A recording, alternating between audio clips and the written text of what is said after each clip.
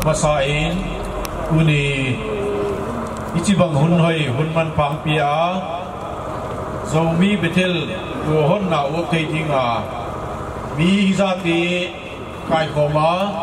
anai agamla omloa ahun zang thei ding hang koi tu ibe pa pasien ko ki pa tu masawi ito namuna para khat be idin idun nai chin idin che dingu VIP 10 suon na lam zuan dingwa ka boy VIP 10 makai chin suom hun lam isuan dingwa suom hun na to alak na amuna izo dingwa hi Arik som na yo microphone som ni kadin le magin suan haw 60 sinadimle Chairman MTDC Chairman Mandarin Zomi Bethel Othejing Atinga Song Worken Pangahi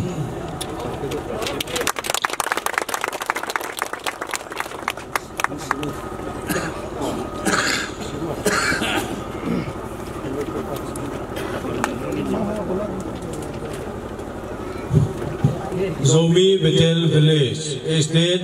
2018, inaugurated by Provincial Hauzo, Honorable Chairman, MTDCN Manileda, in the presence of Uzon Tengaite, Chairman Zomi Council, who Bumtun Executive Member of 21 Sanaikot ADCC and Chief of El Alpha Village, who Kamkan Pau, Founder President, Zol Defense Volunteers, dedicated by Reverend Kamchin Khai, Senior Executive Secretary, ZPCS. The Lord is my shepherd, Psalm number Somnilatum Changkhat, on the 14th of April 2021. Imang pa ipasyan ko nga inano ahi. Hingjing kihel kinelo kabelulet kabiyaw kapasyan ko. Nahoy na napana na kinasal em daw sa tugum sangi som ni kanmel na mo sa tokitwain ahali na April tarik som ni kanpa bang magway na umlawa na umpina ng musa ng kansate jen na milok ibang kadwahe kuwalit wi koy mo in upa nabelampu kukaw kantang ya insung liten ini lamka ko pisung Zomi Bethel Village tiyahi wa ang sagwa ntem pantawa unya wa kipulahi ji thejin raginga ugin son hauzawin aswang apon thejin dong namin loki kam panwahi kami swang miten azata tiadwa kami kumleha kami kualet bui tingahi tiyahi thejin na swang ahi thejin dingin nang ma himi suang kep salitit nang ma ko dakang awa hi wajin himi suang de mutala ta te ye migro te la palin nang ma agen ku akem ku hin len khang bai son ding ten dong kami suang kami kuma kipulahi kami kuma ko le tui ding ahi ti ang te jing nau hi dingin kami suang te na kudalanin lo pinapat oi nang ma hin ken hun dam tu Jesus Christ minin kang wahi amen pasien kungai hunte aket na nei sa dingin upa mani mangkhanlal chairman lamkat ICMCP ZPCS ama ichiam pawai Lelevan sema sumas zo setu hathune tu tabiedu le tabelu del ta pasien devta pasien और ये प्रोग्राम पर बस तो कना नंगा मपुई ना तो वो नमलो क्या जले जाए के नदीन नपन पीना देइन कमांग पर Jesus Christ ni na kuwa ta tungin kan tuhe amen ang wal paumin lang langay tak sa dingin ichia tawai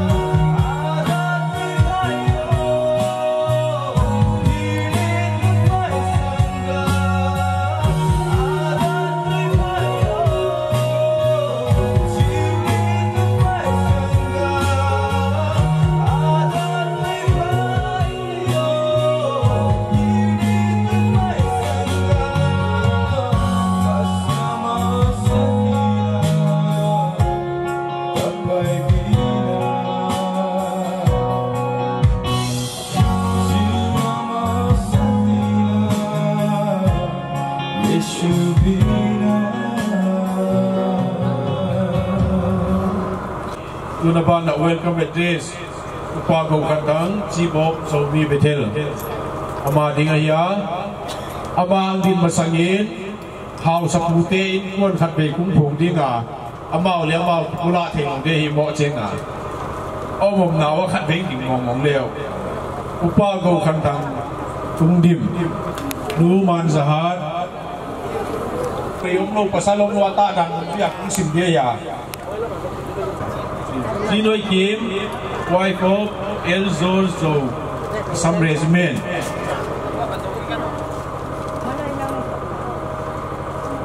Om le ban sim su ngau ni nge. Tapata pen pasalla Paulun lal tungdim. Aloi no ngai hoi no. Staff nurse Paulun lalai le some rifle. Abana Tangval Suangden Kap Pro Pastor Program Coordinator Hema Ain Sumwadi Azum Director Ina Laye Bona Masai Bana Nungan Wai Kim Bana Lien Mon Tang Zau Manipur Police Bana Tangval How Million How Million Amazon ship na ya ITBP Tangva Pa Tang Sun Pau Some resume Loi Lu Teresa Hoi Lun Abana Nunga Nu Jing Hoi Lun Amai le BSF Loi Pai le Mangsun EA Army ATA he Wana Tangval Tangwon Lun Wana Tangval Tanglian Khu Ama in Kun Mong Dolzon Karaval Jet of the Tum Jesun is with the Sakara Tamzo here Dun Upago Kantang Why don't to get the leading in Chiel Tawai Kipa Boy Kasama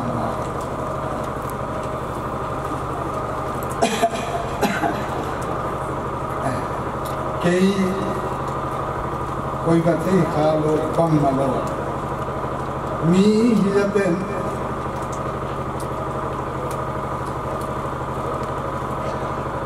Nengai na Deo Kage Sinale Kakipa Kanange na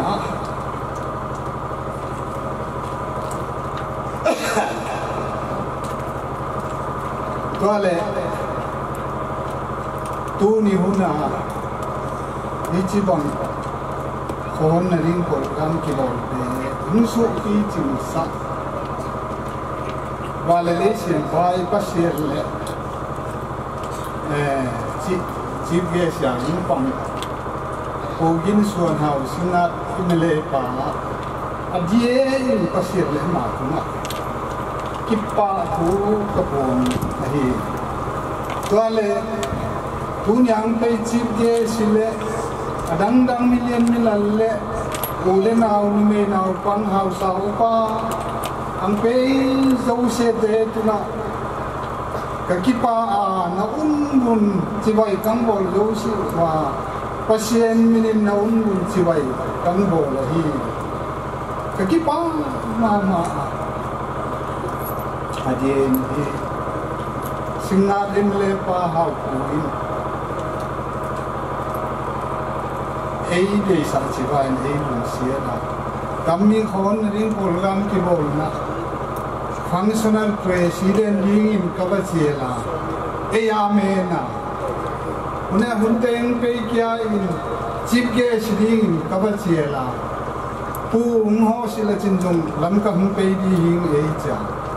akalin adai wal pan posa su kya chief guest pa in siya khotwo dan thupi kasa kasi tada kakipa anahi kamang in thei lo ding a hi chi he tu nyang te te mi pi te ku na kang tu da ya ka chi na pe na hi le kam mi program ki bo na ding na ka ki muk thei lo na ka lung tang na o na hum le mi pi hi ja u le na million mi la le ngai na to che la tam mi kho hi Zomi Bethel a hi a Zomi Council Chairman pa ang loob siya kakipa na saan daw daw tupi ka sa daw daw kalungtang na kakimut thaylaw na lang kakipa na ang gito ileva kakipa seng siya kanang ana tuyong kagen thay siya kakipa mama no ting ipi hizaten go khang khang te khon na nangom sa chi lampan geo ngai lampan suno lampan tuining lampan gam lata ta nang kaiwa nango pi teo ka gel chen le ka kipa thupi ka kisa ka ki ansa ta chen le ka tupa singal emle how to in ka chiel na lo sha e khia sia paselung sen na le malung sen na kan je in ki pa thu ka gen son son kya tu in he thu gen thai lo ka hi to mang to hun to lam bol ta wang in tu nya hin pe chin ge sia ki pan sa alien allala neu na upang ta na an nei ne pi ding an ko nei so pi ding chi hi mi pi de kang bai tha na hi ban to ba na thu gen thai lo ka hi na to ka hun hi san na mai wang in ke pa na in sung thu adang ki pa thu gen ding in song len ka po pa stol pan hing gen helen kapan neu khat gen tai ki paum ka sa mi sama ma jong le function bol hun lo hi jong le program bol hun lo hi jong le kin le bonga abi ta in mi khen khat te hing gen jain ana ki bol khat ta jong le tu ni hona hi lo jing ta program iza the jaun mang pa min ki phadu a he sang ni le som le ge din tam mi kwale tu hi abi ta in agam nei dunia program iza naw leitang anane hi tu bung khum hui te gam a hi a aman hi deisa na len pi hing piain akim vela neu no no gam anane ten hing pesonin hi chin hi sang ni le som le sagitana a khoi na hop dim agam te na ki sutubin sang ni le som le gia da hing ki teng lu din to chin tu ni tan chiang a ki khosa a khohon na tukum top langja boldi chi longge la anakineya hita zong le hi tunin ngai dan tuam dia aum jiain February April tarik som le li tunya boldi ngin anaki thukima kal khat masanga program hingki siama hiya mi zong aki hilman sia koi zong aki hilman sia abita in abiel MLA u vi hangkhan lian 1990 1995 2000 Kumin 58 Chorochanpur Assembly Constituency MLA ding in Anakaya 2007 in Thanlo na Anakaya 2017 in Tunin Itel now Leitang Chorochanpur Constituency Akaya Ngave jen MLA Achinbana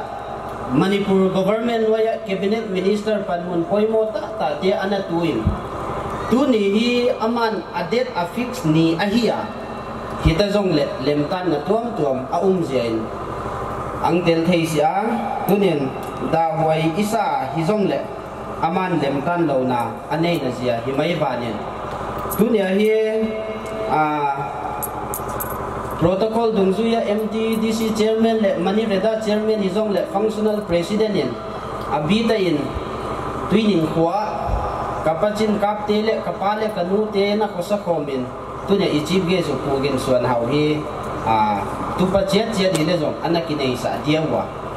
a chiel nawa pangta zong le phone te in pu hang khan le in ang khi phedin itu pa la hi zo MLA sum zong hi zo kwa hi ahon selo hi chi na to biel MLA pa nang ki phedin ama phone na ki ge na nang koi koi da nu hoi be na chi a tunin ama ta sa dam tai ang panga tunia khon na chief guest ang pansa pu gin suan hau zo honorable chairman MTDC Manireda ahia ya amaya ge sa ichial teng hi kang hat masat sat amaya hingding bau chin alo ma memento le pon kang sil sa di hum khat be zo i zo dio tun chief guest pung di la nisat ja kem ko ang bu lo hien ko loi eme ka hi bang wa ka pha lo wa ya ama hi le ithei sa hiya 60 singat assembly constituency ama masanga sangni le som le ni masanga le ka siam ta pu go gin loi pu thang kan lal pu go do tua zo che gin pu thang so bai te pu hang kan pa loi anna kai zong le koi ma akizo ma kai lok singat constituency thum vei zen akizo ma singat MLA kai record break to ahia ken khaten andal metric chi zong le MA BA 10 ahwa among zong apa bot la wa hi apa na functional president ang pangsa ku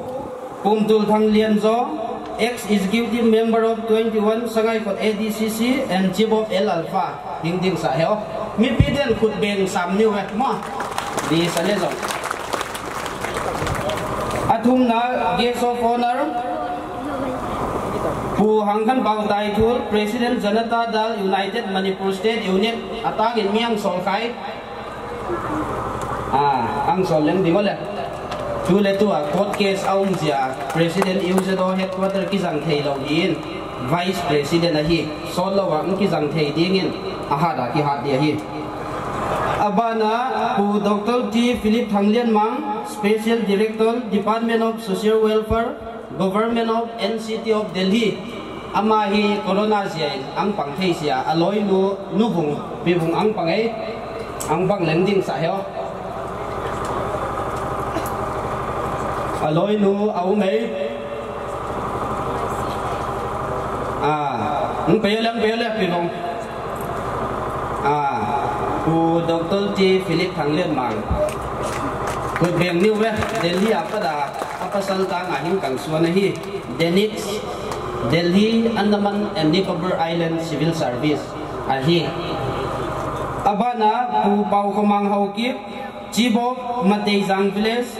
and intending candidate 21 sangai ko ADCC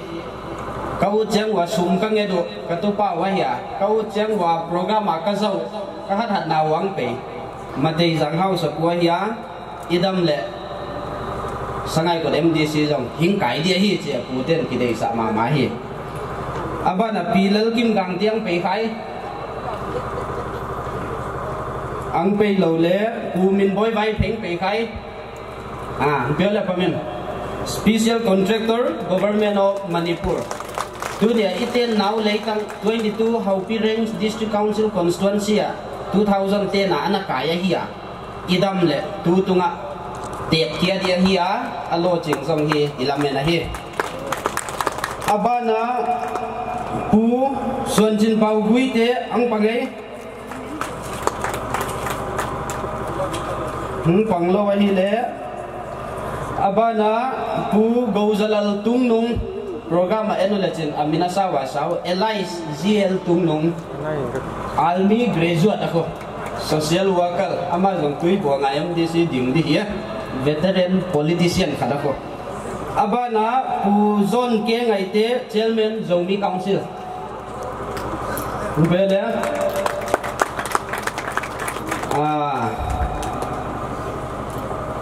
abana pu kam khan pau social worker tulai amao area Zomi Reunification Organization Zomi area operation na itenga khosa wa hiya ahi nau mogen ngam dia hi sia president bil bangtain anagel mainland social worker ama hi le founder president Zo Defense Volunteer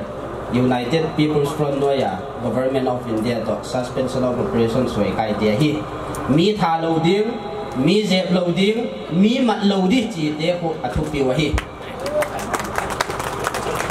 men to jong ban piao la cái dấu bể mò tua dấu chia nghiến nó mắng hiền khao lệ rồi function dạ cái thầy lâu mi hạt sẽ đi hiểu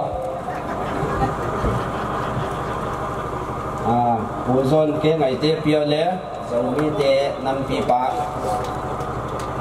apa na bù cầm khăn báo piao lệ ni đang lại anh lao hoài rong lệ tua lao hoài về thấu là lao hoài con lâu hi isuang hi hon sa lệ tu ban sốt lâu à khua lệ tu ya dia khua zol thum sa nang net sa ding Reverend Khamsin Khai Senior Executive Secretary zo Presbyterian Church Synod ya hingdin sa yo nang din den diu to kang hat te zong mo station don lawai tia abana upa pigin suan khai chibob tuining village hingdin so la ama hi le tuining house po ya 1936 lai vela India independent ma house ana hi te hi ta hi kanu pian na pu pa pen kanu pian na pu pa hi abana in sungkin hi zong le ko loi pian ma pa da in sunga ana ki jang khat ve mong upa ti si pau ama zong boi le zong on da pan na boi pe lan din so upa ti si pau ang din zual dit in sungkin hi le zong abun la ma bol vai ko loi pian ma pa da ko in sunga na pang hi tai abana tunia iki khop khom nau khua le tui ipua thei nau le pastor ten alat thei na le chief guest i hat thei nau i hon thei na ziau a hi le thing kang phai house pi chin khan niang in ang na phal pi zia hi ngam mo ma zong le apoi mo ngai zein apu de khua a hi na ang panga tunin ama hingdin sa heo pi chin khan niang thing kang phai house pi khut bel chen niu we aloi pan abe santa ding dấu lâu đi mà, ó lo liếm pe yo, nó nhàng, hột bèn chết nhiều vậy, những càng phải house pi in asa na house ai ya, ni đang ở lan valley mata kicila tan, bua song pi gam gitu nya iten nau mai lo asa lang gam tan zong, những càng phải của amau house na gam hiya, tu nhìn của tam ta suada zong le, hau ki reserve kicite ahiwa, pasienin emite la mithupi ma asiam te ahiwa amau phalsa na to tunia hi wale tui isiam the hi puan piawa huzau chiang in in songa tanu hi zong le amonu uchin boy zong hing ding heo ain binu to ani ni wa pasal te non la wa ko atu pa pau master zo house pu ang ki le de ita anu ta lim kila na kang nei di wa ko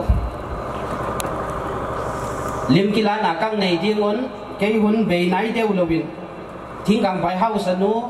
dam lo hi cha hun tom khadang za de ke lo cha cái hun kang su zom na lai dia ko ti pa ka sa ke ta ki gen chen in mi ba la sa se me la o nyang sia di ka un hi sang khala men thai sen me lai se lu na hung lang e chi dan cái nêu lại em cặp ute cu ngạc cái họ để ăn nè tê cái sợi tê lên cái nói tiền phải tay em chỉ là câu ăn bên này lúc là chỉ ăn cái nè mà từng là cặp ute em tài sản lòng mình cái này à tuân giờ cặp ute hi cả ngày na cái ngày giả là cặp không cần xuân na mà ở bên bồn thầy bằng mạng này sự rằng này cái bồn thầy khăm của lấy về anh sa ta thì ta bằng lâu pi ta bồn thầy nào rượu thì bà pì này tu nông tiền là giống không biết tết to nếu không đòn còn là còn nó ná lại chăng ada một vá thì xa lệ ngã bởi mọi đàn nó huấn là tiêu của tập trẻ trẻ phát triển tỏi hùng cái cặp u tê cặp biển không là sản hiện tê cặp u tê là tung nông tê hi cặp màu nú tung kim tan lúa hi in sung azong tu sa bằng cái hi chỉ hi cam hi cái này cái chuyện nó xong là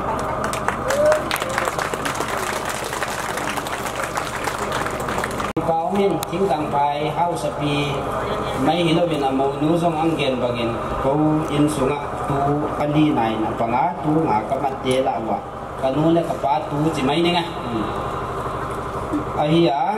azua ka gen banga hi tu nyen amau mi poi mo ta ahia amau te phal na to tu nyen hi wa le beng min ki phwa thein ki siam the hi chi hi avela kang gen hi ba nen tua zo che gen hi pu ten hi khat vei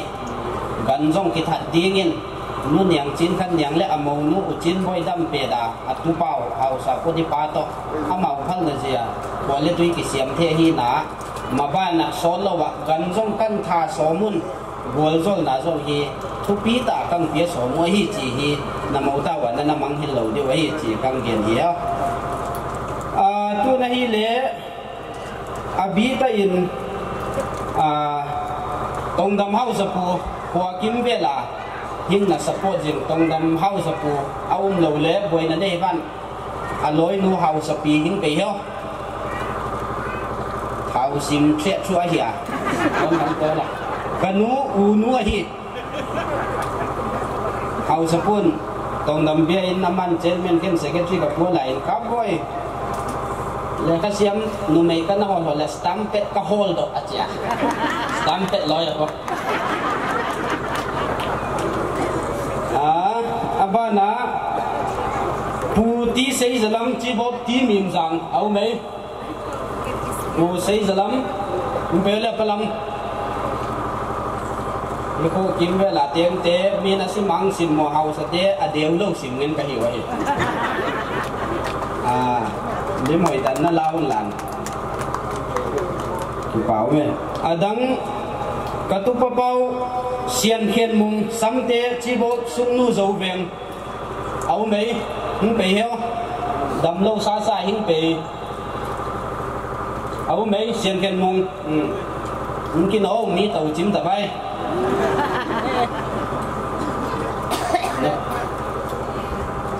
nan hing ki se sa ko dia ko kanu le ka pa jong ding hel lan ama jong nap ko lo wa hiya won san khat ka pe wo ta chingong ta tha ha ama hi le sung nu a kan ni kham koi ta pa ta pen sung nu zo veng hau sa pa ko sian ken mong sam te ka tu pat be be ko apa thi sing ken pu sian za hau wa apa pen ko loi thang ni non lo chi mai nya pe khalo mo ang pe khalo na hiu le ang pe khalo na hiu le ang pe khalo pu thang suan kap chi bo gel ngai au mei che la min ka ki chi bai ong pe ba kap pu thang suan kap apung ina hi le tung dim ko pung ko in ko ma ya gel ngai hau sa pa ya ki man lo sa sa him pe tin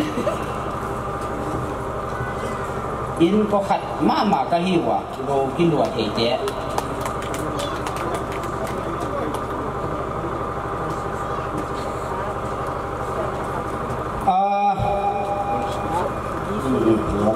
wan sil na di bang na di azo ja alomin mo kon ni hon le bang ka di in ding ki hong na ba nen tua zo chiang in hi le i program dung zu in zo phot wang in a be di ta in special invitees te abita in tua kang hatia hi le nang ki line ding memento khat mo a memento na hol che dun lan ama sa pena pu hei skam nei thang deputy inspector of school singa sangkat zakwa som ko le ko kuma tuining government high school ka headmaster pu hi volleyball siam talented mama na ding de mala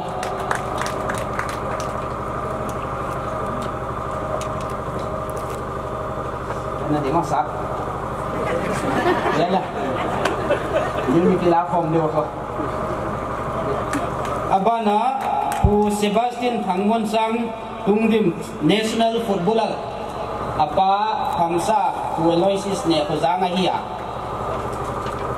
tui ding kiten la ya pada hing ho jing zo gam sakol use do ki chi asi pi nga asi tana zo lai sai pa hiya abana pu Robert S Tungdim cái này nuôi xong tiếng kêu còn về mà không thì rằng là năm không riêng tay này không ta Robert S. Thungdim social worker cái xuống la lâu ta cái phalam lâu hay là nó không tiền gì này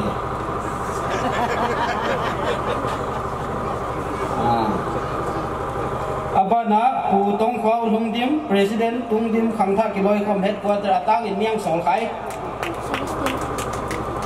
sol lo mo abana pu kg tungnung general secretary Thungdim Thungpi organization headquarter ama hi la bible jil tu ni alo thailo final class a hiya pu kg tungnung aloi nung pe aloi nu kang sol dia che hiya aloi nung pe khai ang tum nai lo hivanin mà dùng Bible dịch ahia, còn về Bible dịch trong cuốn đăng cái chuyện là thay, phụ cái gì tung nông trong Bible dịch ahi. Abana phụ mang David social worker, sáng nay tôi lăng kín cái này chỉ ăn bể thay xia, Allah sa thì đi khăn nóng khá vậy. Abana phụ tuần liên mang social worker, tu lệ tua amin cái rằng thầy lo court case ông xia, ZYO headquarter president ahi, yêu phụ cái xuống là ta cái rằng hiện hi giờ là cái lụt chết liu tập vậy. Abana pu Paulun suan tak social worker ang kay khai kay lo mo court case về ya ZSP headquarter là president amin cái rằng thầy nai lo.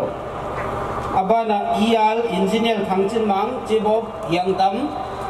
amin cái rằng thầy nai lo chairman zo zum pi aki man lo bipanin aina ki all pia ban. Abana hi le pu em chin suan thang social worker nu ngai nga ngai loi pa ang pe khai pu em chin suan thang army pension nhưng đi có lẽ ang pe khai le loi nu ngai ang pe ugin suan nào no ang pe lo mo abana puel thang khozam nhưng đi có lẽ một thằng Well thằng có giam hay là tao về nhưng đi có một thằng ấy là special invitees dia các bạn chia là gì ama hi le assistant engineer water resources department puga dam project tong dam house pu azo house pi tanu ta pen no pasalahi abana puti pauchin khop chi bob zomun nom kang pe dia chi yang pe abana pu pakhel Thungdim social worker pamungin lasa heo anaw pan pakhela kay kiman lo di na pamungang pe le no pastor na kipeta veo te chi ya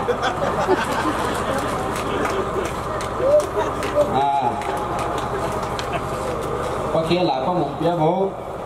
abana pu em thang suan pau len nom in pipa social worker pakhel to sem ko mayang pe khasimo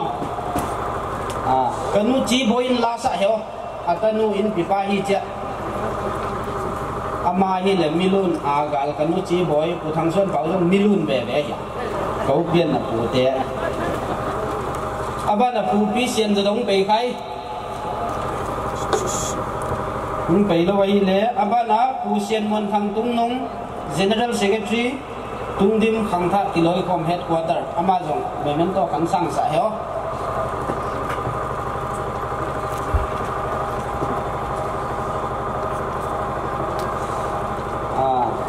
thì tiền mình tông piao lán lim băng kít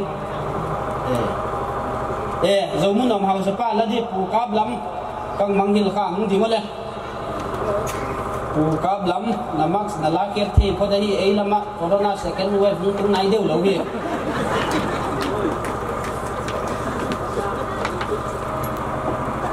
abana ato na di zong hita vanin memento khat hing pia be wangin abi ta in Reverend T.H. Samuel Vaiphe, M.A.B.D. Pastor, Mizoram Sidot Manipur area. Memento kan lasa yang landing saya lim kiladen di. Aloi no jong ding heo nar saya. Azum simdan hi. Ama hi le aya B.D. Bible kana sim kom pia ya. agari mong kasu tel sa thai kaum suma aman asnot siang sit set ken kal ni bang sing dang ga me kaza agari kasu tel sa hi abana pu gen thian son vai phe lecturer Department of Economics Ningtho Kong Higher Secondary School ding heo atua mongonga ka chia la ya loi te a hi jain ama hi le tu azin lai headquarter a zo cabinet a hi le ka siam ta mình tô mấy yêu quá liên cá bún này đi bằng mà va đâu để lại to bằng chế en vay ngày chim thâu ta vay để chia cái chi bằng in hi program hi cả khát mà kín le buông ngang gắm ta đến cái phúc sa cái bộ là hi gì lối le buồn bún có bình rộng Manipur University in Phaya TTSB đi cái sim này ta lệ hoi ta lệ ka oza pute loi la bol ten zong WhatsApp Facebook ka zani khat be ni vela ki bu nang chen si achiwa hi zong le hi pre plan bak ma si zong le tu nya kin le buanga ki bol hi zong le mi pi hi za ten nang ngai na wa nang pang sau hi no te tu nga ka ki pa ko sianin na bonun hing bol zol chia then tu zo chiang in he tu nya hing lam sa di Widans Academy Zors Nation au mai amang be aman jong pon kan sang sa heo khut beng chen ni we lam ka copy mai hilowa Manipur notice le India mai hilowa international la lam ka te min thang sa tu hi azo che hing lam di hi naw pang te ana ding ko din lan tu zo che thu mang ta ka bial lui ana pe pro discipline ne mo samwa kabian lui ning kuma pu paulam mahazon singada saktiman tong kuan kan sang sa yo tua zo che tang pi zo la upa go suan hang paniu saktiman tong kuan je na ya ziata tua ta khomi tiang tua ji te gel kuan kat tua tuang la sa ule pu paulam mahazon upa go suan hang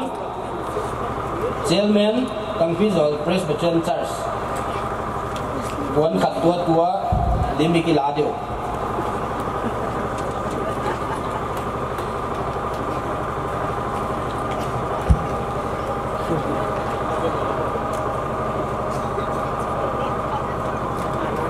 upa kamlian thang ahia kondak dia upa tisi pau to kabazol ahia tule tua chief guest ko BJP singat mandala jong president upa nile pasal khadin punya program kasai wahia kau jong hi mai tuan lo kahiu kal khat songa program hin bang sai the be kahiu chi ki po na lo wa kang be na ya pu kam lian thang khat weng ding heo kilama pon kan sang mong tu dia ineu vo khat jong atuan na la ya ko man mo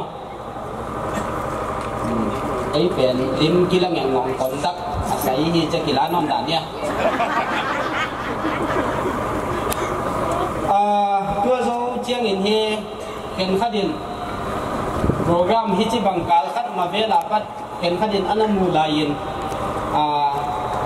no use do koilang na hi wai pastor pu na pa to ang chiwa kadong nai mong sia pastor ki hi sia in azo chiang in imu da te pastor chi pen ibiala imu da te jong ibial imu te jong ibial imu lo te jong bol zol ding imu te jong bol zol ding a hi sia tunin ka senior pastor le in charge pastor senior executive reverend kamchun khayang panga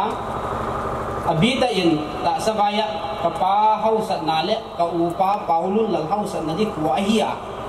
center khambel kamu lo sia pastor ka se bin atang pia biel le in jam kan sa ka hi jang ding ka hi a ke hi house de hi lo ka hi chi hi dunya hat tuam mi ten khom mi ten hi nang a thei di wa hi tua zai ni do na hun khop khat hi kana tua khat ve ni masa velin asiang again ding in ko electoral politics in use do elect mi ta hem ngai siu hin kapa hile kei hile ko win kon hiu leng tui ni nga ka tu papau gin suan hawin use do le politics apoi mo na tenga ko hi lo jong kilo lo on lo suma zol thei jong hilo 1945 à America ten Hiroshima le Nagasaki atom bomb makeru ten ki khiat kum le jong ko hi kilo lo ka hi ama ministry hi ka ding ki bo hi ka chi le game di ben ang po san ba hiu wa ta le nya ka din wo chi dan te na ki hin to zia hi vote vela use do vela mi ki hem lo bin a policy jong a ho ya namdam na dia hiya gam sungdam na dia hiya a bi ta in chandel churu chan pula zo ham zo nam jang te hi Puki area Zomi area iten na gamzila zo suan che dia kitua ta aten khom dingin hin khom dinga hi chi hi I chief guest pau tu ka hi na dunin singa de mele mai hilobin nam policy azo I gamdam na dinga hi jain kilo lo ke in hi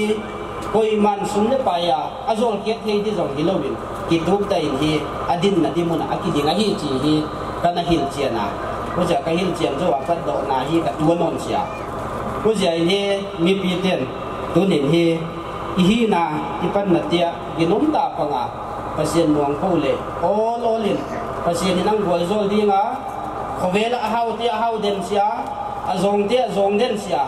tunin Zomi Bethel house dia house den di chi koi ma gen thei sia singa emele kai den di chi koi ma gen thei sia khovel ki le zelin leitang ichi te anei ten aman suel midagin atan zel to je hi atai le house na ichi te siam na pil na ichi te tai le koi matunga tu ding e chi hi ki gen thei do hi na pasien thei komin pasien he komin thum komin ium namuna in sunga pan la le pasien in hi wal hin zol dinga hi in sunga dam chiang in eima idama in sunga dama ikwa ituya dam chiang in inam society le electoral politics le nam policy te hi adam sa hi chi hi tom ki mai ge ni banin aban pui tu ko da pui kia vai aban aum le da chiang in gen kia vai to zo chiang in atom na dinga kamang hil khat ka ki hei phele tu nya lang sa te abonun hita tenga apang chiat wa program imu chiat dinga Roslyn Kim Buang ang pe kami momong ding heo Jim si vayin sun nisanwaya program jang di mong mga hingkuan ni hiya mo tom kim chi to lei jong ito chiat di wa ko abana pu paumi lal zong ding heo lei mo ko nga pa lang kuan na ko ma wi ni nga piang pom ka hiyo ko muốn nuôi đầm thay xia kia thằng trong đầm thay xin es chính nu trong đầm thay hết xia rồi nó phổ đến cái hậu quả James Arjun giống thì nghe muốn hàng dầu trong biển sơn lâm hơi là mà bằng như là kilo mình luôn luôn xin tiếng thì nghe tôi dầu chia hệ lâm bôi dòng bôi như là kilo mình áo mấy xin mua abana bảo bôi dòng đá thùng về lắng tung thì cái gì là kilo mình gian hun i zau le pau boy loi helam boy loi hoi ta la sa dia hi o de hi ingai chen di wa hi abana pu Kevin zong hung ding heo tong dam hau sa pu apang pe sin le zong amang pe ya ki pa ho yin kang han ma sa hing dingon len puan sil sa na kang nei dio hi ba nen o chin boy in nei suwa ba nen pu ngam bom chi bop sial na hung dingon le pangam abana pu kai khan lun samte chief of el kanan di ole palun hausate ai sam chiang on khut bem ni we kanong chi lei dam ma abana pu hau pu chief of kang kap di ole kang kap hau sa pum nai di ole di ko nào bằng lên lột khát anh ya abana tunya sanim la sang lam kai sa di pu khen khan mang au me aman jong phon khan la heo mon lu ma pa dang ki pan be le ning kum singat ka bian lai corona te ba sang ki pu le ama ba kal kha le ma khat lam singa da ki phom ba hea ava hol mana ne ka hi abana pu hol kholian mate chief of el zong atom na dinga ma zong ding heo Ku hol kholian mate chief of el zo jang.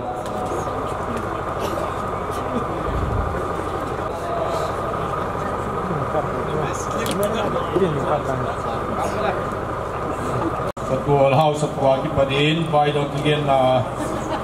Bana Silpir Kum, Kumti, Kolsoka, Gama Bani Pai Sudinga, Lakat Ingai Kedinga, Special Number, Roslyn Imbong, Amaki Padin Lakat Ingai Kedinga, Hozo Jengin, Blessing Prayer, Ruben Kamjin Kai, Senior Executive Secretary, ZPCSA Dinga, Emi Programa Ile Pasumi, Tenchile Zong Bangkade Jenga, Kumnane Hunsunga, Amaku ngau ding in house of Pile House of Open Dinga, Pasumi Ting Le House of Dele, Adding a Gozon and get setting a Run, La Sading in Roslyn Kimpong, my Jim Alwahi.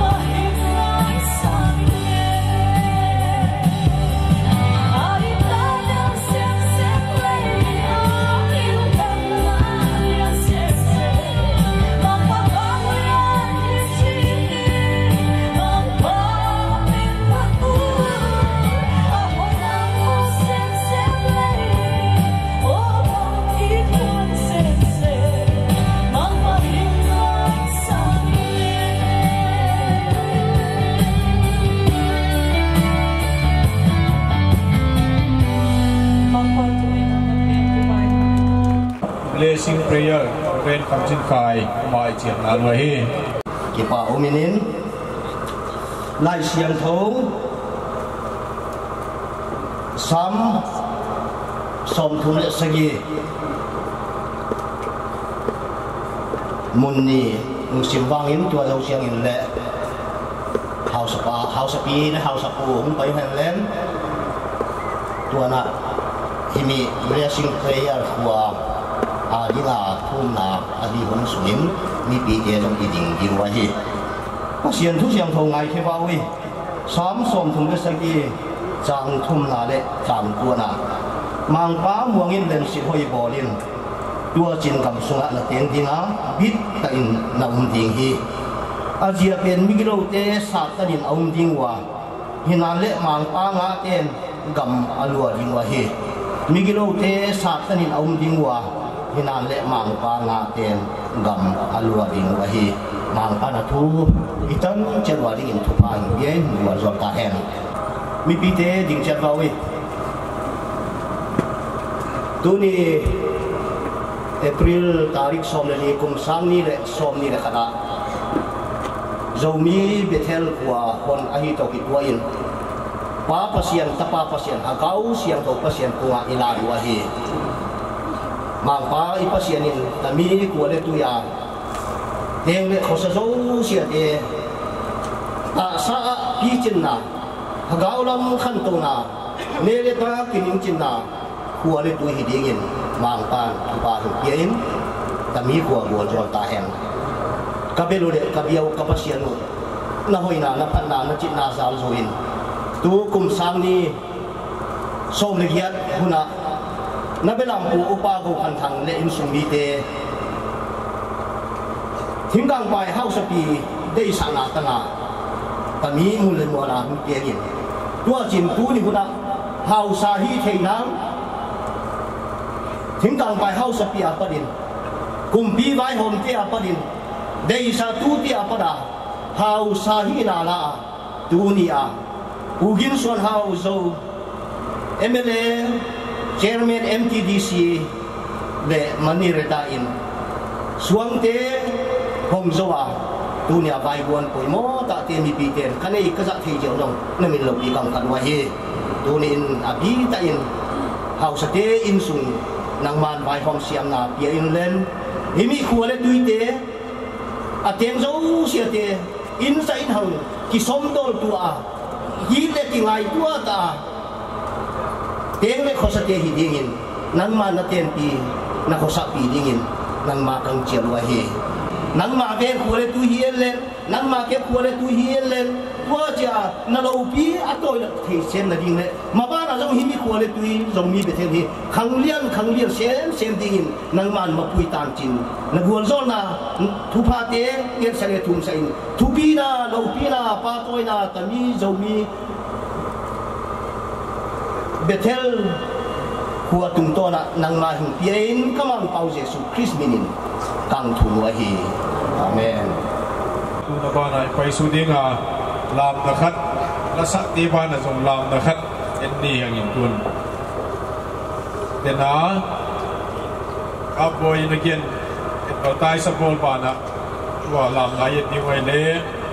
we dance academy lam ka ki chi mau han be mong wong mi pi te su hal ding in bang chia la mwe bang chia chi pen en sa ding in about ki chial ngal wa hi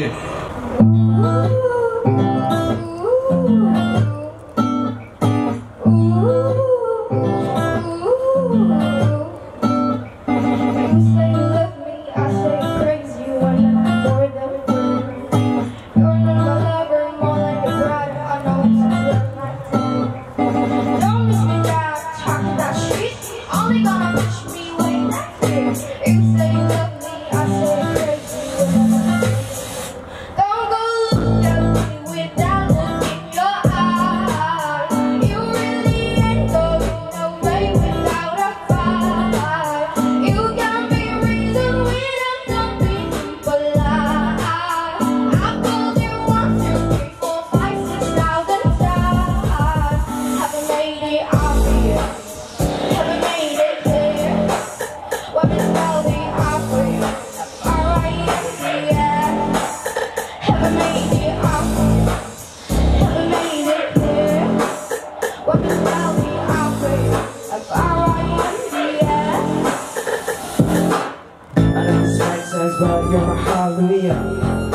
time, place, alright, the boy, I fight you. I'll beat you there, girl, you know I got you. Us first, I got the things can't flow without you. Know we all double bro. This is just how we do. Used to tell these guys the lead, now the sky's your point of view. Man, we stepping out like oh yeah, I can't much fun of shoot. Ask me what's my best side, ask me back up on the truth. You, the one that I go with, feel like they didn't even worry, but the grass is always green on the other side. We don't want to lose, I know. We each is maybe two. I'd rather rock this with you that you're gonna start with some song as you love me. Haven't made it clear what is spelling ugly. R-I-N-D-S. Haven't made it obvious. Haven't made it clear what is spelling ugly. R-I-N-D-S.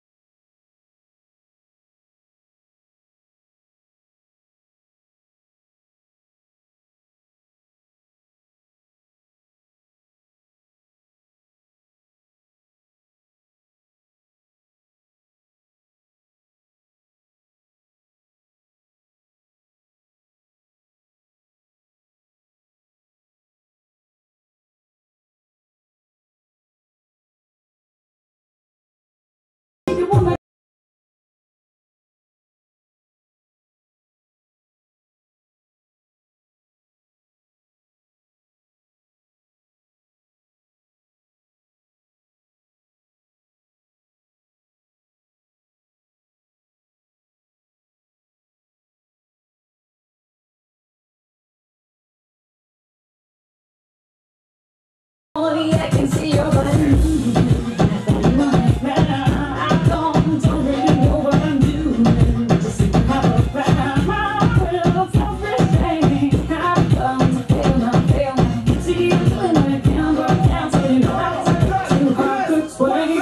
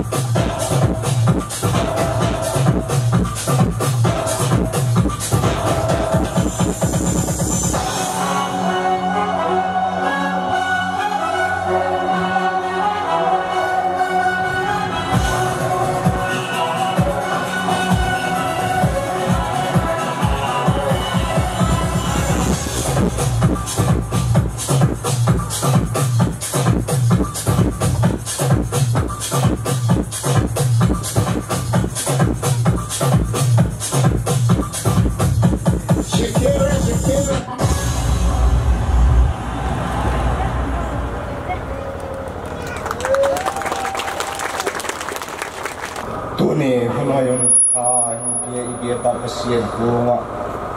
tupina lopina amasai tapi masaa tuale mi hizatin kui koma hinna dam na ten pia Zomi Bethel khon na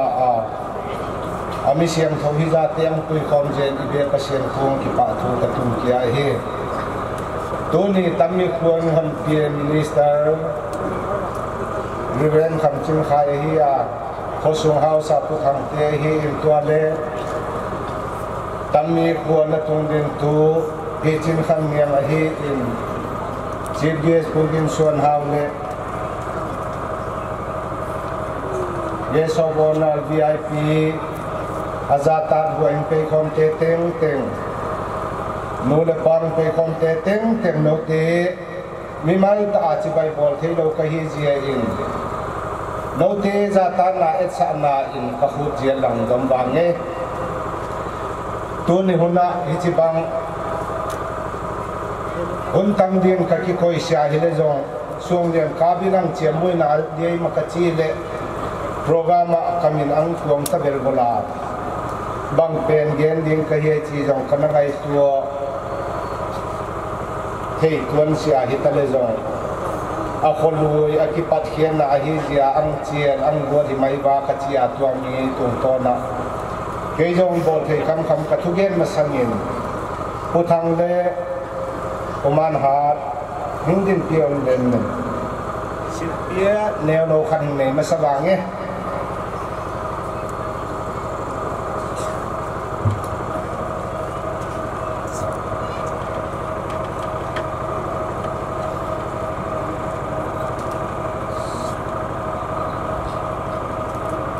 sa cuốn sẵn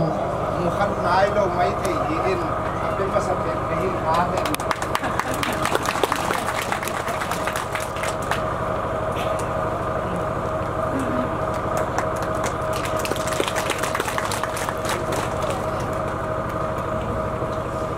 tu nên tâm ni Zomi Bethel của hi aham pha kasa tui ninga puthang te hi som segi leli la in tang tung to atwa mi hi na a atang wal lai hi a tui ning khwa ji teng nei len kwa chin tui ning khwa na khosa to mi tung to na tui ning khwa hi tu theng kang pai te a ki pat sa tui ning ko te hau san na na umahi chi hi tu ning ka gen no ma tua ba na tammi Zomi Bethel hi thing kang phai hau sa te a ki pat sa a siam khia au na tunga khonei te hitale kopi te hitale ave rin ki pa thu ka tu da hi a tammi tunga a hoina a phan na te u nu niang chin khan niang a thei ma sa la in pi te a pu te pule zatong te puson kolun te hoina phan na te tung to na tu ni chianga atu ata te ham phan na keima mai hilowin to kanau te mai hilowin tu le ta te tunga jong hi chibang ham phan na pia son jiaun amau te tu pi na ka pe son kya hi lo le pa le na hum pe kom te masanga dei sa na thua tammi kan gen pe hiwanin gen hier gen wal holding wal kanai talong pasien min la zangai na o pe dingin kangena ki pa nge ta za gen bang nge upon the guest of honors functional president chief guest apan banang paisu din tatun tang wal Kevin Zo amal ki parin la khat ingai ki di moi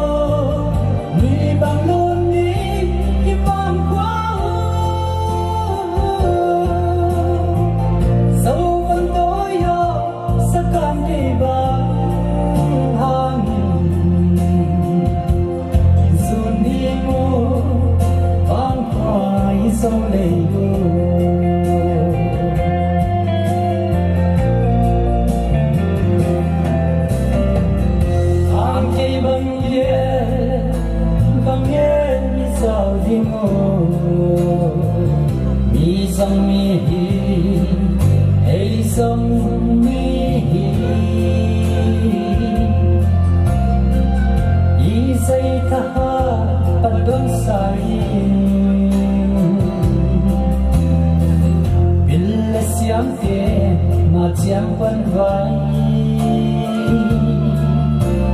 gam kết nàng thấy tốt xua vai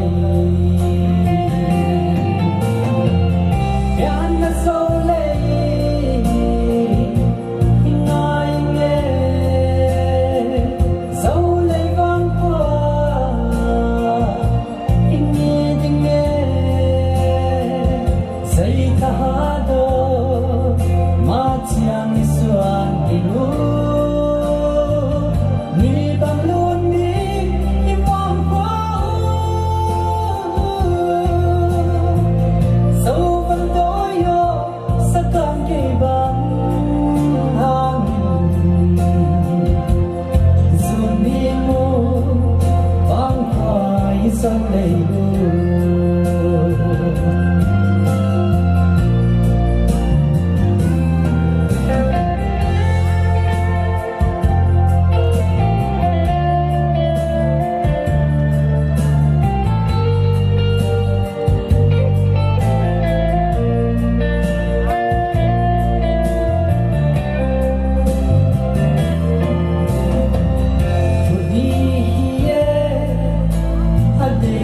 Imam Yesu ibu lepa saat saat ikam leyu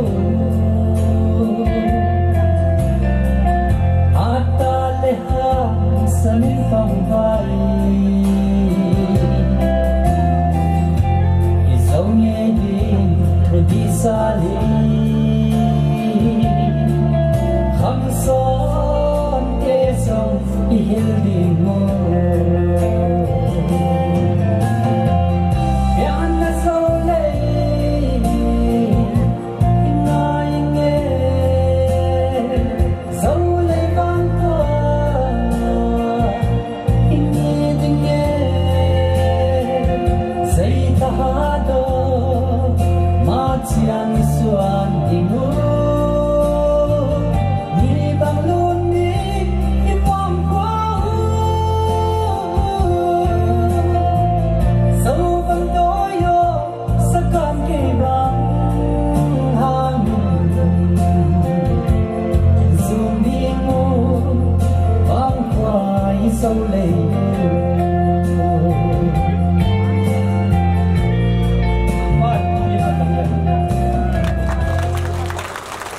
คุณบ้านอ่ะอีกอย่างเสียงมากมาตายได้เกินคุณเกียรติคุณหนีเลยกี่หล่อมิน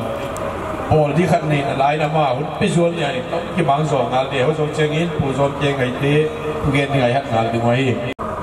โปรแกรมมาสเตอร์อุปกรรมยันทังเละได้เอ็กซ์เรียนบอยZomi Bethelลาวสกูอุปกรณ์พันธุ์เตนุปาเละตาเตลChief Guest who in San House Honorable MLS Thanlon Singat Chairman Manirada MTDC Guest of Honors Council of President Guest of Tomte Tunia Lamete Lopia Yaisana Zomi Bethel Kwa Onna Chief Host intake ba pangdia hon dei sak intake te khol dia kena lian boy di sangai tua siala kom na tu pi ka sa banggen da chi im me ngai tua na tong kwal lo khaya amuna intake te introduction ke kanin game di omma man te sida nong ding ka ja kena game di tu ka thaya ko pi tu kon game ki di Zomi Bethel adingta tu na kum sang ni som le gya ta ki pana dinga hi a tu ni a hon na chief guest pu in so na ne ta ga hi khwa in som ni vel kong te hai ti ka ga te lom li bol te ka don le again wa in zakhat jani khwa hong ye la ko ki tu Zomi ko dang ting ting et ton tham khwa hong le ti dei sang na ka ka tu ni hong tel kha lo Zomi chi pa su sia sana hau sa ting ting le dei sang na ka pia gam le le tang lo ko ta wa ya hoi te mi pi ti tel lo wa no kya hum the lo zang the lo na ti te na ki thune sang lo is ko le dui te I lo ควาเลตุยเตอัมพันในติงลักษักฮาวซาฮิโลนะควาเลตุยเตอีดโซมีเตอีดอิมินัมเตตาอินเดียควาเลตุยหอยตักบอดิ้งนะฮาวซาติงเต็งตุนีนะโซมีการสุดเซเมนให้นะคนเชียละปังคมนี่เซมคมนี่โซมีเตปัจจัยนั้นฮิตาสาเลกาลักษณะตามปิดตัวลายเลงใหญ่ตันตุนฮีตุเลสวาตังนาอิมบานะจะเรียนนาอิงาดีเอาไหมไว้จะเต็งเต็งอีปันคมเกเลสวาได้มาเนี่ยนะปังคมนี่เซมคมนี่อิวนาบรามาเตนักษณะตัวกว่านั่นเป็นโลตุนิเชิงกาตายไปแล้วกูกินบางสัตว์ตะแกมองดูเต้ากินจะเลี้ยงอะไรนี่ลมนี่ไว้จะเต็งเต็งเลยอีกุมปีอีกำสุดการนะโอเปนตะกับพวงอาหิรวมลอยมาเนี่ยนะอากูกะกาลินอีเกมเดียอิวนาเต้นจะเลี้ยงนาหุ่นนนจานะไอ้แกงตีนนี่เราดูฮีที่ไทยโคมินะอินเนกิดอนเต้นโคมตะโคมินะกาตายลุงจิงมังบังเตนะสมโดลินนะสินตุนนี่หอยนะตรงนี้เตกิปุ่งขันนาฮอลกากีตัวเสียงนาฮันเปลี่ยนสักได้ตรงนี้เตกิปุ่งขันนาดำโซเทลละขันเลขัดกีตัวนะกีตัวนาลงอัลคอมาบังมาบักยืนจะลายเสียงทนสินสกายมันินกีตัวนาเจ้าพิพันีนกระดังติงติงะปังโคมนี่จงมีเปเทลขวาดำโซเดนะจงมีเตมาสนเดเล่ก็ที่พาเกลุนปานันลาขัดไงคิดดิ้งอ่ะมูเบนจามินอามาพอดีไงคิดดิ้งเขาโจเจียงิน Yes of Honors โปรแกรมมาอมบังอ่ะเกิดดิ้งอาบ้านบ้านไหนครับงานดีไว้ไปเชียงงานไว้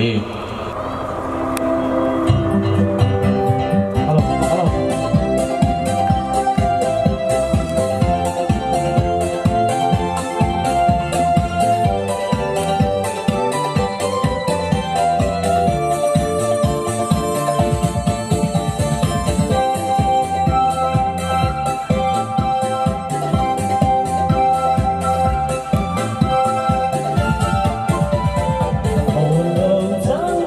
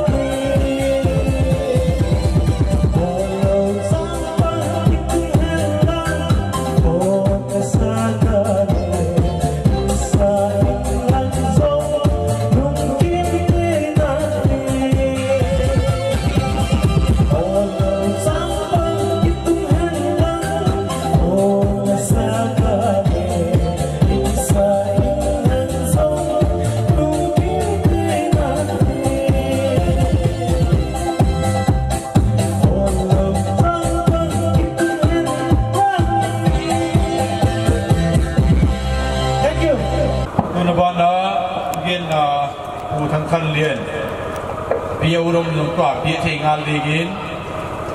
u hang khan pau si ta nga mai hat wa hi Đâu vậy ấy? Bố tí hàng khăn bào sẽ điều president hãy chia acha sanga pastor so le kan chi se da phile sẽ điều president sang in cái ba cái president tu ki lu chi ba su ka chia le so ya understanding for di wa ama tu ni ja da ko ki ka chi ka ko si hin sin la khana ngam ngam che in ke su de ka hi tu ni te phelo ni ka hi di ki te nam na ngai sem di wa hi đi đây kanu khalba kanu khalnu ba ban ngai sem di hi chỉ để xây dựng cho đó, ta diện hậu sản xuất hậu đi ta ngày xem điều đặc biệt sản xuất hi á, dầu bị ta in dầu bị khoa tế là khác hi ta, yêu sẽ nói yêu nhất dùng cái mà lúc president hi na to cái hồng dầu yêu sẽ nói yêu nhất đồng bào sa, bút kiểm ta sa hi ta, bị chỉnh khác hi á, cái nào lấy dùng ông thà ban cùng ngà cùng cuộc hi lại bao giờ in để bằng đại sinh lại dùng mà ban ông đi chứ na còn luôn tại hi Israel cái Jerusalem cái này sắp đi mà bằng Zomi cái đi ngà cái này sắp đi Zomi Bethel hi đi vì tại in của hàng căn bảo xin để tăng in chân dùng cái đây sắp thu cái đấy na đây sang na lệ buổi rồi là ông thấy xuân in cái sản phẩm nu của hắn lệ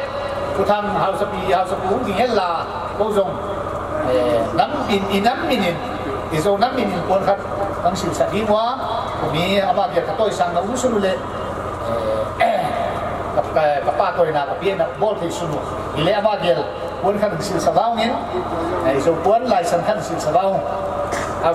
sắp cũng thì hết nói tên quân tôi là sử dụng bao nhiêu thì rồi quân lại sang khách sử dụng bao nhiêu aku dapat san house tak tak dah tahu ni cina dia ini so puan license so house puan ke silsa ni ye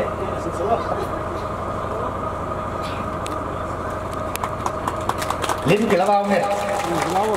una bana u da to ti Philip thang lian wang che aman aloi nu soraya aloi nun ama tang in thigen nang nei sa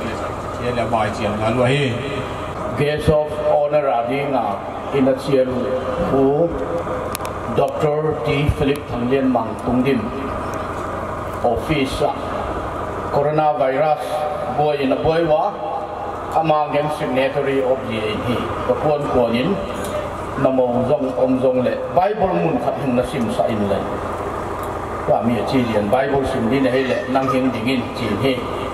pamo nuam zawungin punang pesona ke hing ding ka hiya kami kagen kami Bible kansim masangin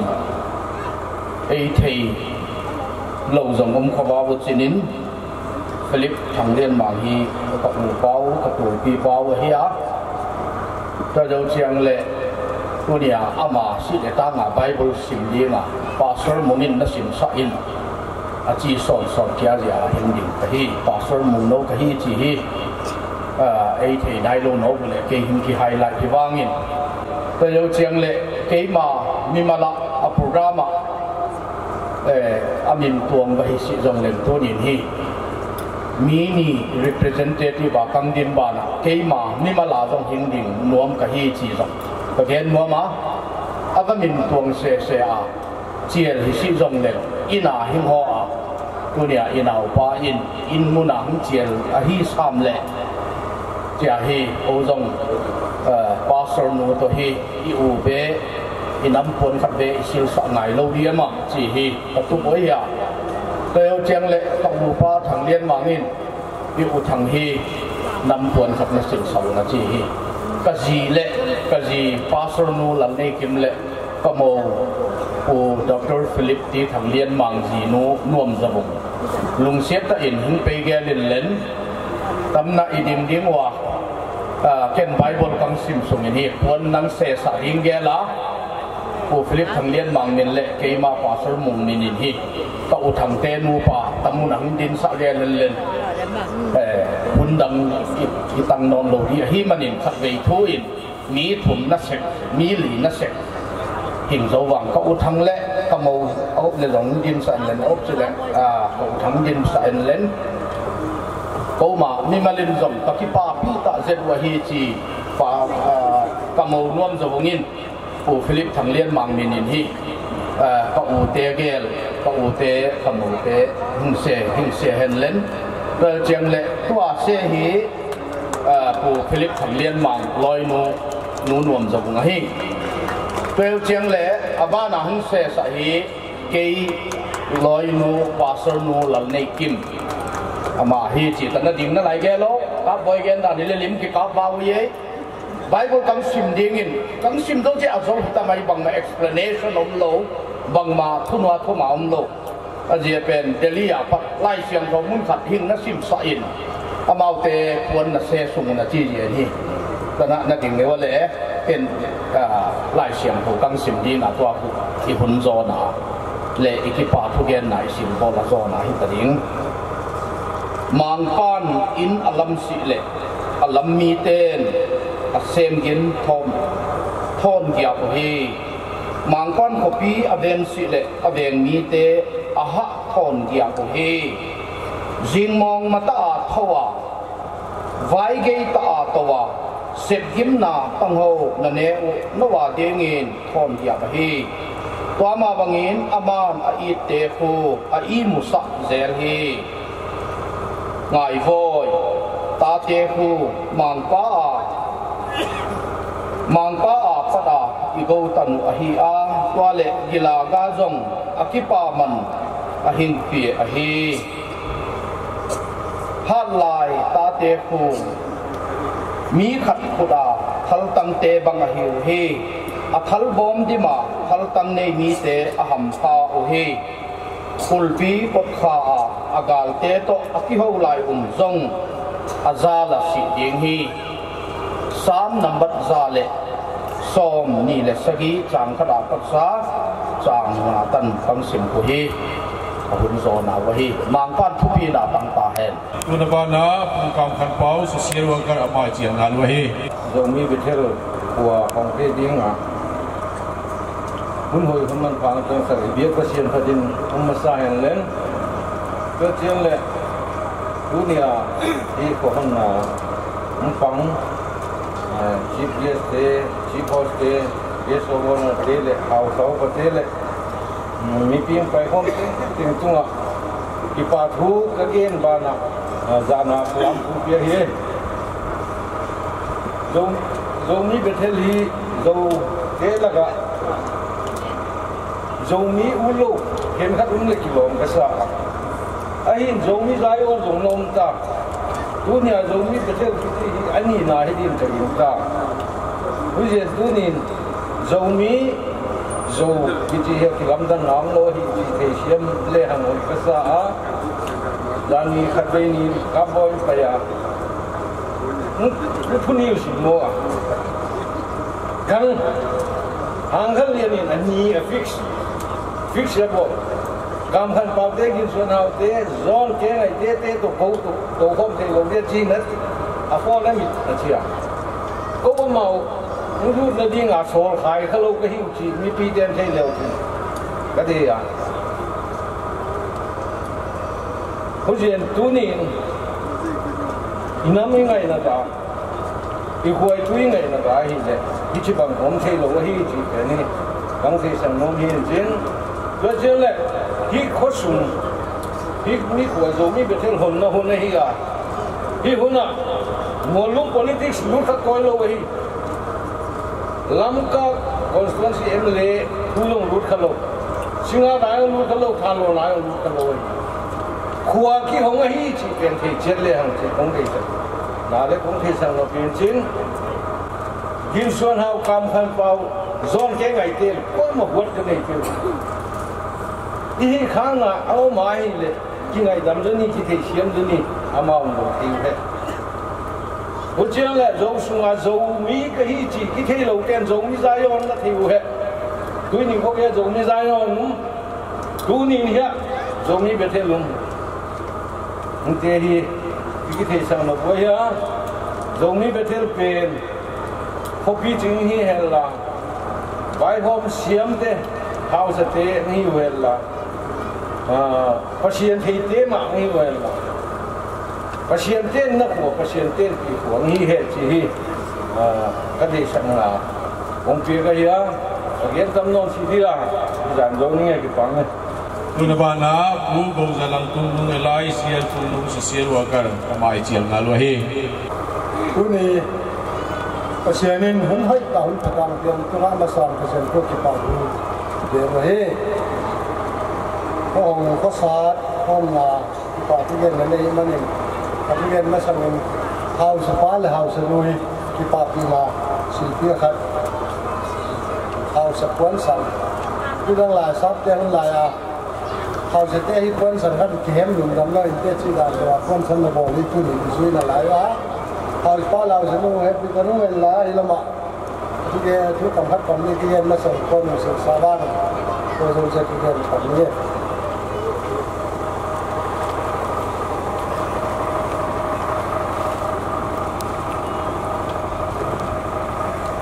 拉到腿的，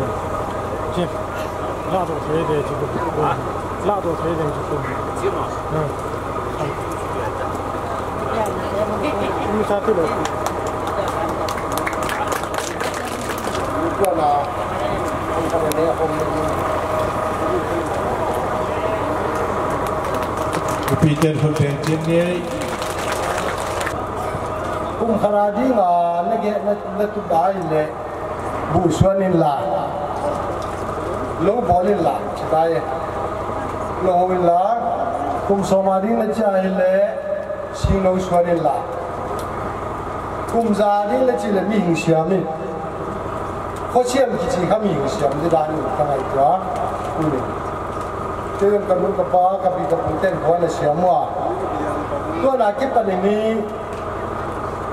politician MLA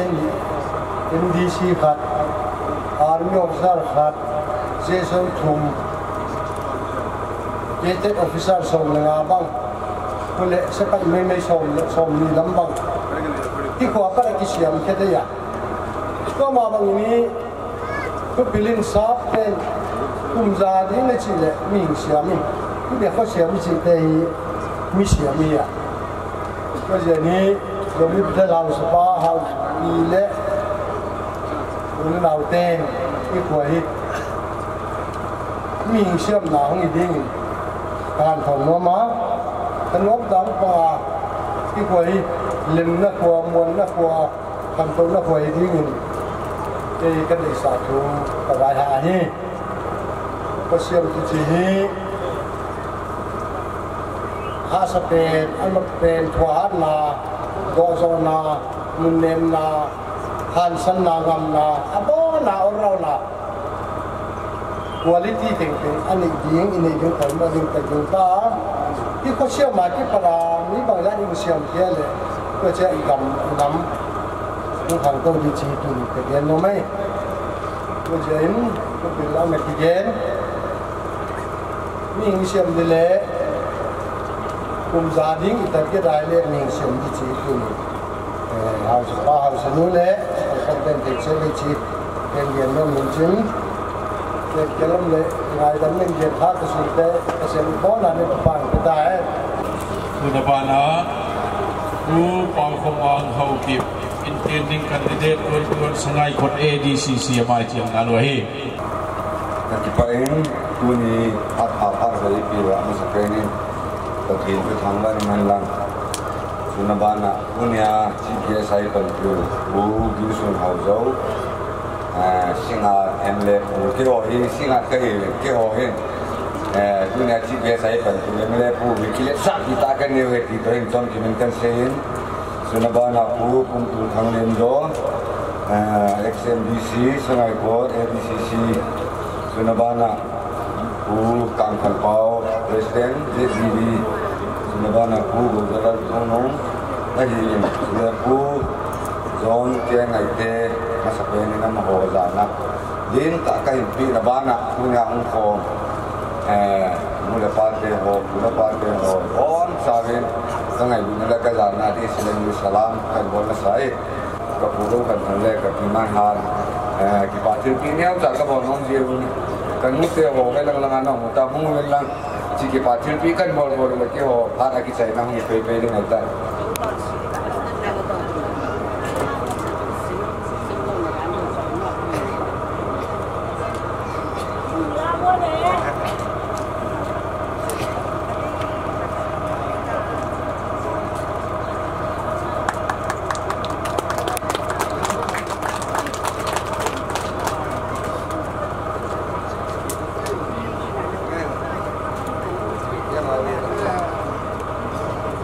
cái phải Zomi Bethel wang khoa áo sập mu hen lang anh sumi hen lang khốt tu sumi hen lang tu nhang khom lâu se pathe ni chan chi rin pathe bu ta cái phải who min boy vai pay special contractor amai chiang aloi ki pa ko ma ung ka kam hun ta si ta Zomi Bethel village kan hen kon onga ka kan ti gin le dunia hầu tu tam tập tế phát triển này ủy phòng chỉ kinh phát triển chiếm một số cái bảo thu again huyền là dunia hình để tập Zomi Bethel là còn là hiện cái này cái bảo bia khi bị nếu ta học cái đó mà cái này ama khi bị nếu ta học cái tin ta cho lại không tập cái này again cái tin ta muốn bằng rồi những cái hậu sa phu đồng biệt cái bảo mình đấy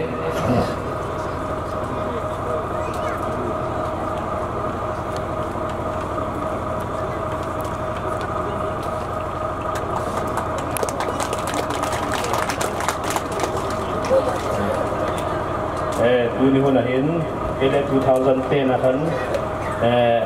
MDC Kalakaya kêu hun la akan langwa hom di bang alam ma dunia hin kam khat sab ka gen lo ma kêu kai la akan langwa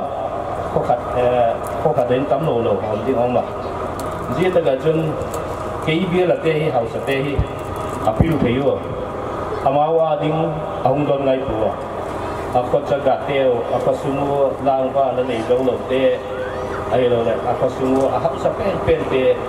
langwa pilih nonggen sepo, dia tak nonggen hausa tam tak oma, ahin lah kon ni bela hausa te tu, amau di bet nonggen je lo, ayo ta punya hausa, so hong kampung le hausa, aku jaga te ngai kau ka, aku semua migen te lung siat te ka. Mipi elected member te lengai sang mama ahiu di dunia pohon na hunte hausa te heta lang duni ko di hausa pu kimin le hak thaka ka wa gen lang ni si chu hong gen te yang ho ba ki pa ke unabana functional president pupum thru thanglian zo executive member untuk sangai ko ADCC Chief of El Alpha Village, Sangat Nato Mai Chiang Alwahi. Tuni Zomi Bethel Village, Pernah Turam, Pernah Umlawa, Pula para tutana, Unoi Paroi Ibie Pa Yawi Amsan, Tupina Lopina Kemsa, Azam Pa Chief Guest Ginson Hauzo, Honorable Chairman, MTDCN Manireda, Le Guest Owner Ko Hanghan Pangkai Thu, President Janata United Manipur State Unit, Le Ko Chief Host Ko Zone K Ngaite, Chairman Zomi Council. Bana Pudatol T. Philip Thanglian Ma, Special Director Department of Social Welfare Government of NCP of Delhi, Kam Khanpa, Social Worker, Gausalao Tungnung, Social Worker, Pau Kamal Hauki, Intended Candidate Sangai Ko, Di Lalkin Gangte, Intending Candidate Halong, Min Boy Vaipe, Special Contractor Government of Manipur, Son Chin Pa Wite, ex-executive member Nung Thong, le dunia special invitees dele media artist pasol upa le reverend dole khosung house le khosung mi le anai gamlang pai nu le pa nga tang fa na bon kazana chi pai tienge khobol ko hausa sabdom sunga lamkai ahilo le khosuma hausa abayum lo hi tulai house te the ding in hi poimo ka sa ma chu ima gen ten ro gen tawa imi piten house ha be he cha tumu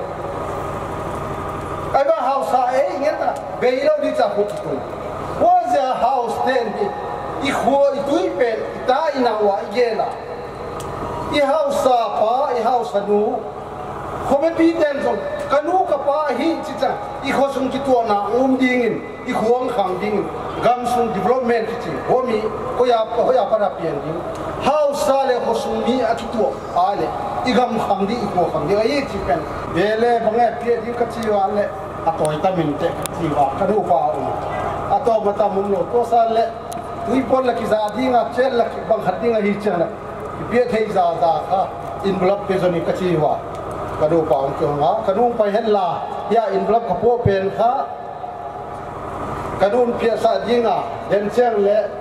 functional present pa hole tui ngai na cha angen ta ngang pa aji zong zo pi ro chi khaleu hole tui ten kanu na khum ma man le oi dinga ang house pung pa hen la ming la sa in chen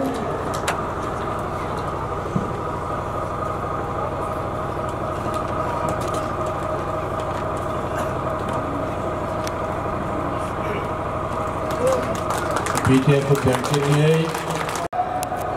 then here who for intending candidate sangai ko akista tunya functional present di sangai ko hinolo next intending candidate no lu ba hi chi penjong nung na thei diu chi kha tun declare ka bot ya hi repeated thei dinga consensus ne lo functional present na bang cha ume chi mi pi boy khleu chi ni kong jerun chen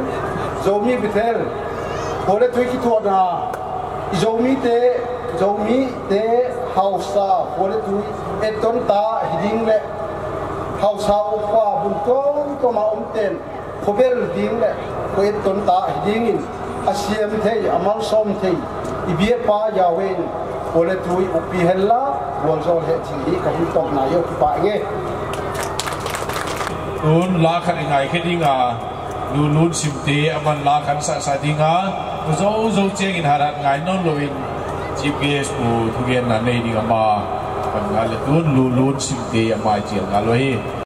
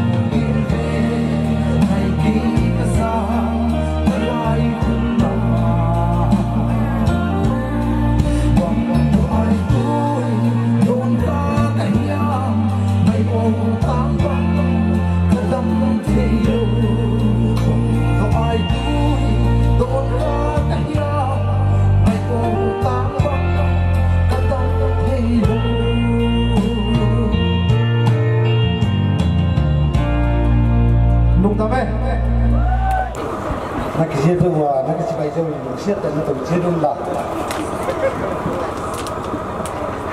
dùng các mùi à con cây ra thế nên cái này là tu vào đấy cảm ơn được xin qua các sản phẩm được tùy luồng lại quay mà xin chỉ ngày qua là hôm nay tùy luồng lại phải tốt tuần tu niệm hè ra ta đuổi cô khăn khăn Iman Ahsi 1970 chỉ lại biết ngày qua là cũng nhà hào sai chỉ một điểm mình ngả đi ngả đi ada mai đó mà cũng biết là cái thì ông nuôi chỉ để nhét rằng bây giờ tôi nhìn thấy anh mua mà nó sẵn nào cũng game tên dùng game thời gian tống kim mà game chia đến cái hiện chim kia sẽ đàn cái thì không sao xí mai nó lại xí muốn làm ấy dầu xuân dầu ta phải dầu khá là xuân thế hi dunia Zomi Bethel hồn là đi ngả hi program này cái khen gì thế nói khát tên tu này giờ đây là dầu hao sa mi bằng giấy ông hồ đâu có mấy số anh cái kham gì à bằng giấy cái kham dầu đâu biết là kham không dầu tắt ba nhà này tu nó thấy không dầu tắt dầu mi pa anh ba na dầu trong quỳnh ngắm lâu tiền tu nhà phụ ai đấy chỉ đi mày cái chịu đấy Zomi Bethel bu hong kai a na lam piu zo ma ko no proposal ka pedia chief minister no proposal ka pedia na khulu na lam piu no program a gon thi ni sam kum la thi chi nge ne la ho ba na ko su wa de poi mo pen de ka ngai tu hi tu ne poi mo pen ding bu ka boy mo phone ma sang ni mi ki gen do lo hi ba chi ka ngai tu a ba ya phu ngang pen ne de office alu jo tun age raum ka khu phone tanu chi mai phone ngai mo jen he Zomi Bethel te tu ni tong dam hau sap yo ma tong dam ja tui bolor ka bu sa tu tan ne oile kilomin a hin kum so ma chin nawa thi kha an ka non ki ya hinan le ken ju ka bol pen ka ki pa thawa kum som chin na lok na program ka na mo jung junga hinan le ke pen luôn cái mang hiểu khai ta vào mỏ cái gì mang hiểu thì mày thế là Zomi Bethel thế hi là túi nhẹ hồi xuống ở vậy chỉ tiền ha ấy là to mình sợ giá vô lừa là đi là ngà về mình cũng vụ sợ cái gì giống như tôi này đi Zomi Bethel đi hành tập tôi tôi nhẹ là mình không được mà đi hồi mi hồ đi chỉ vài khả hiện lá dùng năm hồi à tôi cái gen bằng in mình tiền của mà bút kiếm lâu tông đầm thế rồi bút kiếm lâu xin đi bao ông cái đó nôn thì để cái ông cái sao đấy anh nôn cho nó mang anh cũng mang hiểu khá program mà tuồng lâu ta những gì tôi nhìn cái gen này hậu sẽ bị cái mùi cái gen này tôi nhìn rồi yang họ đâu nát toa thì nói gen tiền program cái gì à bao ông họ ngắm đâu gì ngài xiêm tại chỉ làm cái này nghe tôi nhìn họ ngắm lâu lắm cả con xuân si sung hậu sẽ tăng rồi tôi quan sẽ hàng sáng là vót biết được của mình là biết tê điều chả phô sinh biết gì rồi thì nó đâu tê họ đâu chả cái họ đâu cái gì tê biết mau đấy nên là này điều mua chỉ tu luyện cả gen luôn đấy hồi giờ thì hết chỉ non cây lây của cái sản xuất công nghệ hiện lá tu luyện ý nó muốn hoa ý na nên là cái gen của mình ấy user đó dùng sung á expression pháp cái mà hun sung á dùng tên cái lăng pan nó biểu pasien ra là dùng cả nó cũng kia đấy tôi áp tem thế chỉ tên điều mà bằng cái tung độ case cái này tôi tung độ hả case chỉ về thì có gì thế tu ban cái là chỉ non cái điều cái sản xuất cũng ghen lá để là cái ghen của thì nó dọn là thế ya kamaya nu pi ting na pasal te ho ngam lu ting ta chen na si pai ta un vai ka yen na ho cha ho hon chỉ để politics to cái hay lo hi chỉ bên mang hiện cái gì chỉ về là công nghệ nhân là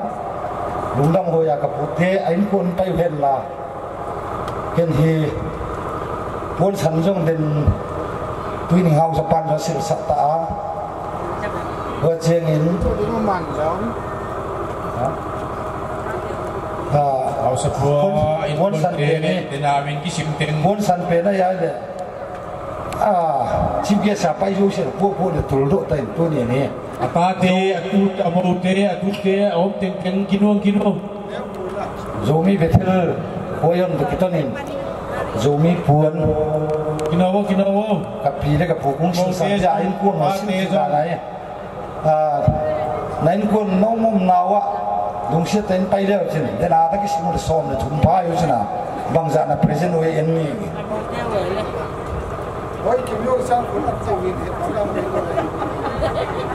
kisah mau datang kinawo nam tum dah khol pula dorjan khasanga khara tam jo no jen na pon ne ngi ya bu ta dam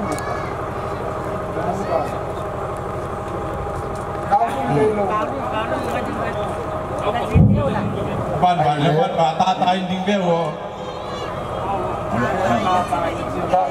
ta tan ding ve wo tu ya ye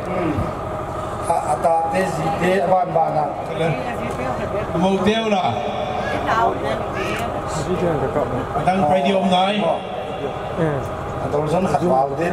khát tên này video hết ngà mang đi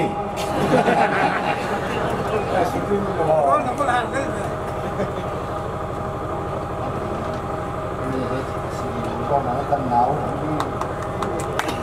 Peter bukan sini.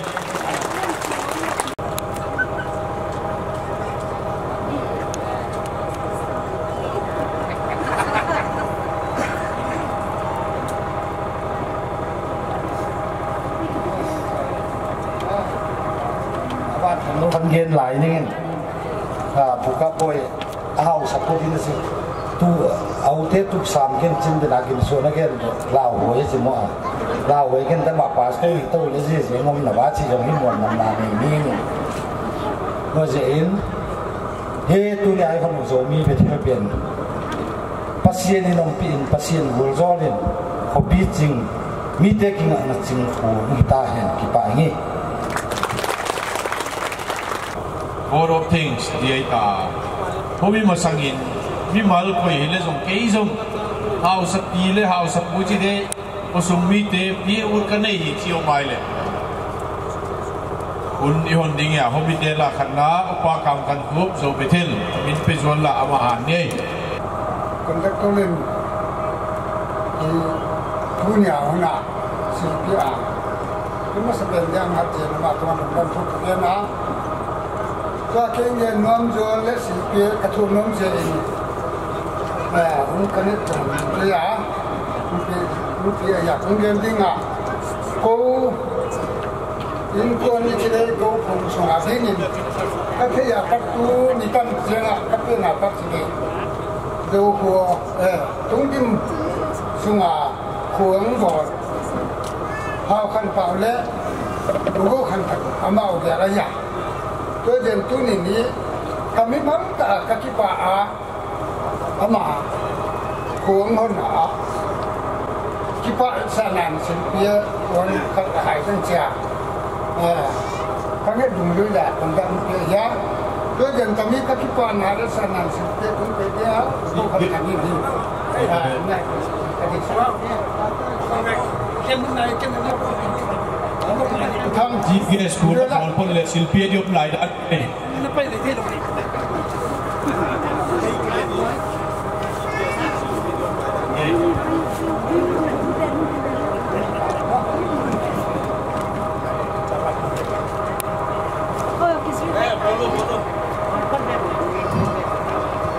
Mimal silpia utte tu gen tam ngai lo wa. Dung din te la ani le na khuang bol ko kham suma di na hi ji ai GPS pu silpia dia om zia ki kham na lai. Dalam cheng ha ya ting khat be on cheng ha. Red form la bang pia khet ni la bang koi wo. Zol pa ho ya ung tai.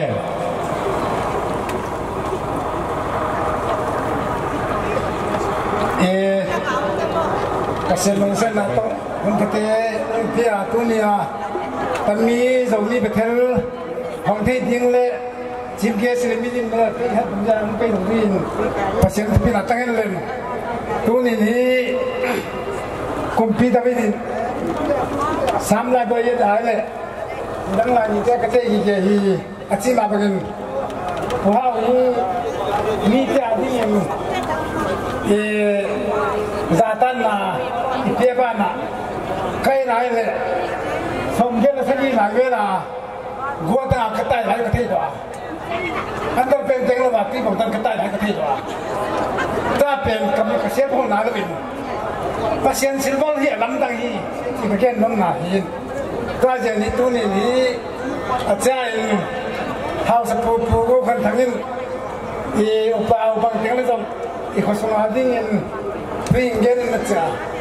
ai le kamboyin anggen kal pa panang gen na cha hile song ta ne ke gen na lo tu ni jinges bu pu havin mi pen kang bu di chi bang a chi jen amma le pasen ko ta gen jawa bang teng le song amma kino ta jen ni tu ni ei ten si pe te ding tu ni kolom na gan khat kitak pen le tunin ina tun changle mute le aniu le amaun ingkon kita bang kap pezin tun asan toy phoreng len tun asan toy le kasma te bawe ama amnya ngen pe di ne ya ta ami ta zaman thu gen nang ma se di chi pen ke ro yin ka cha karena bingkam kah ye sama tu awal kena ampen samsil nato nangin midang singgas di sini dong nangin natam jam pasal angkot jena tajam kami ini pun jangan ini kita tak mau kita nak ambil itu ya.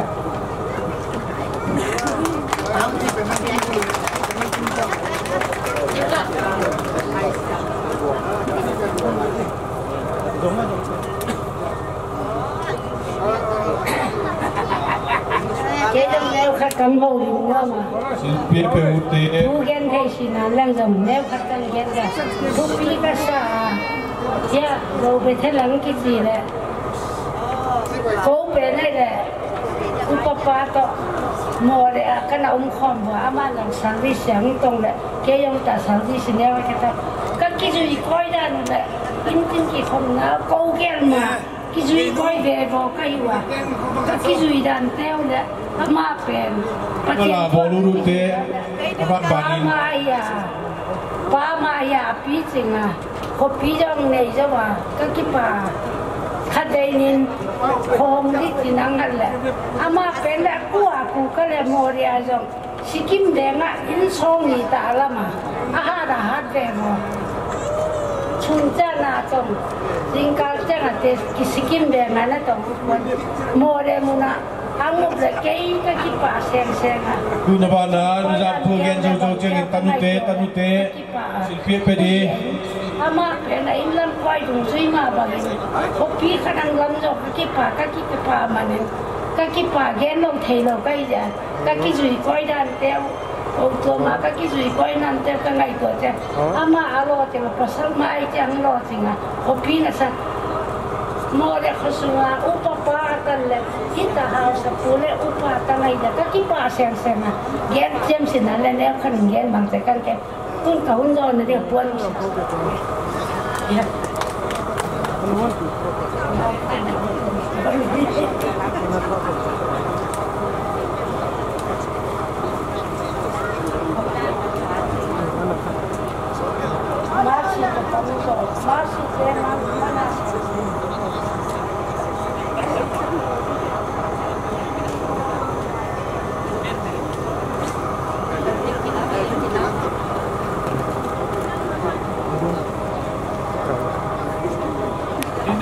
Tindan taveo tanute silpie pe di taveo tano pol ten zong kaki pa piu el sana in bir khat ka pe ding ba ko ko hun zo na hun hingal de o ana pe pe pe yang ti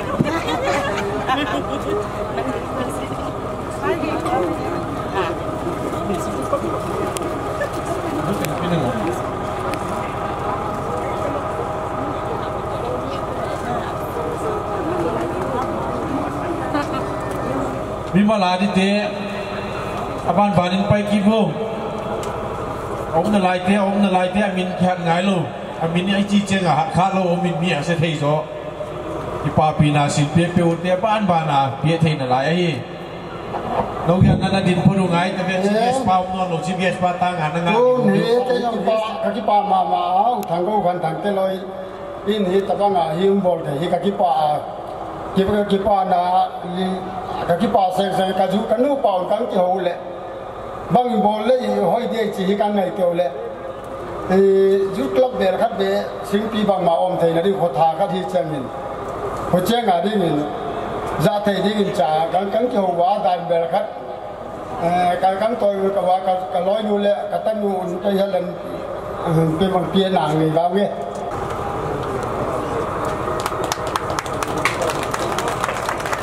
ben chen ni silpie pe di om non lo mo ai le un alam di te ui dan secondary ki te nang lam te mai ya ma o han bei to mi pi su hal ding in chiel ki ro hi asal ten microphone le bang khat na he mun la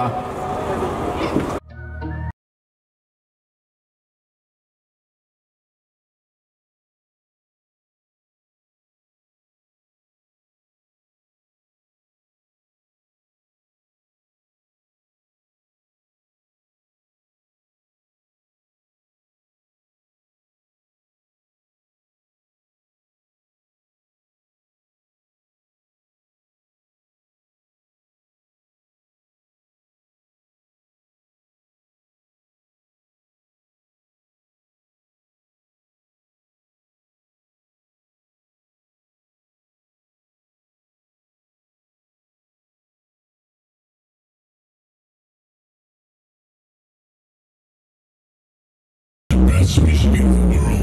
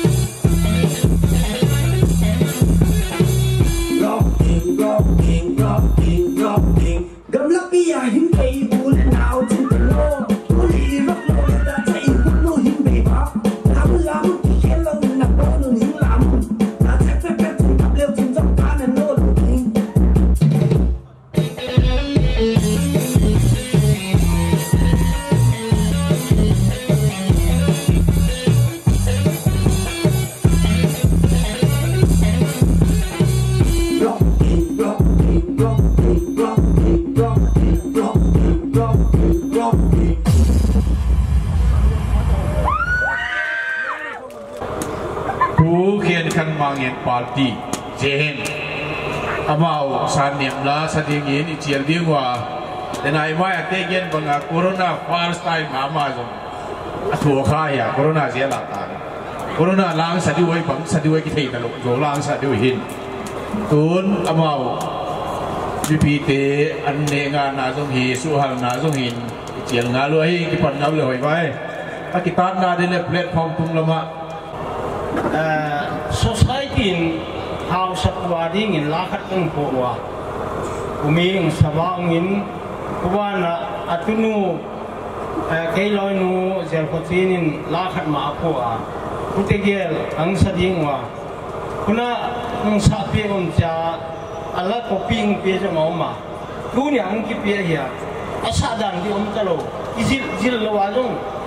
zola hi bang ki mo asa the lo hi manai kala ko tegel kang sading wa kuwana mipi neung khat ton wa isi le lam la la le khat ma to thum kang sadwa khona alas pena athum na pena mipi alam udut ilam dinga emere ku chiges ku ta nga hila omte ilam dia ahi mai dinga si dinga hi chamaya loi teng pe yo le in sikte ba ni nana ngai chen wala ka jo to yin tang al lian mi ne kwa lung to kwa ko sai sa Zomi Bethel chin ten bin bo ne adona min bo inge koi le bon to lung bit tua ba tua kasa sianin lum bang tua ji ne ko che atunu nu zel khoti ni apu pa pasha apa toy na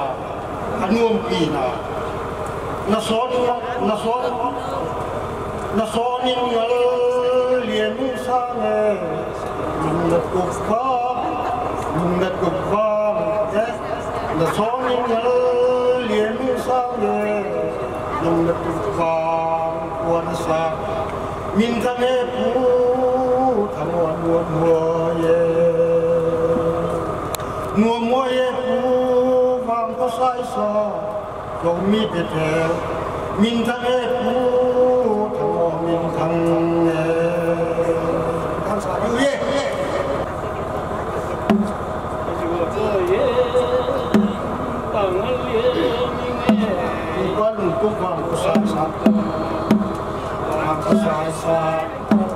Zomi Bethel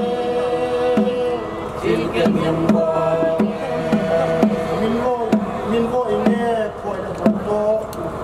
min bo ine koi le bon to min bo ba ko sa xian ni lum ba en su chi ka zo to yin tang na lien ni ne ka zo to yin tang na lien ni ne ko ba dum to ka sa sa Zomi Bethel in ken lim bo ne koi le bon to long ki to ba ko sa xian ni lum ba min su ma chi ne ka so ni ngal le ni sa ne ka jo to yin ngal le ni sa ne ba lu to am sa sa Zomi Bethel chin ken min bo ne min bo ne koi le bon to bo ba min bo ne koi le bon to long ki to ba ko sa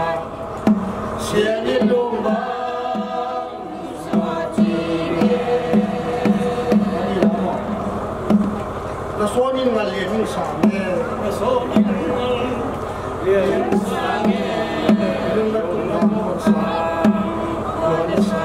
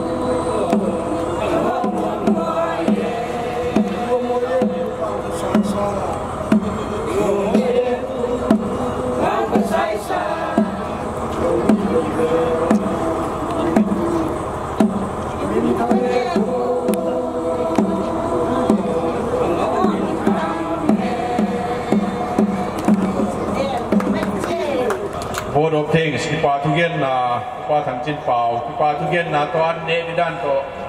gen di tan amana gen zo chiang in special number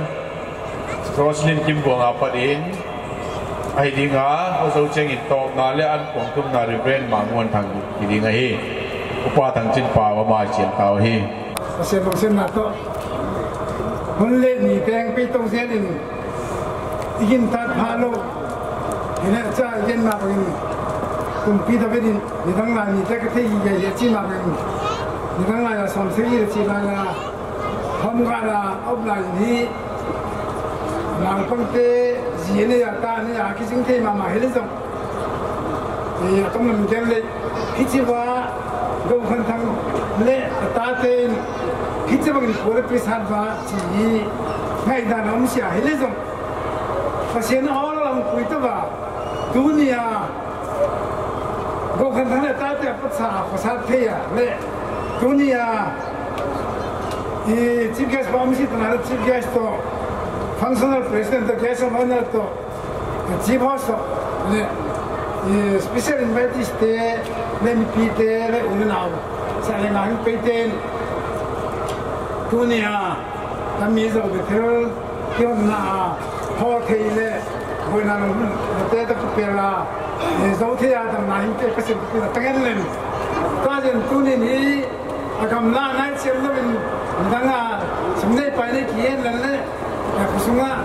gari kisori cikat cikin cik bangkat dia. Itu yang tu ni siapa nama kengang pera, nama apa sah Barat yang pera tu ni kami hingga tiada le.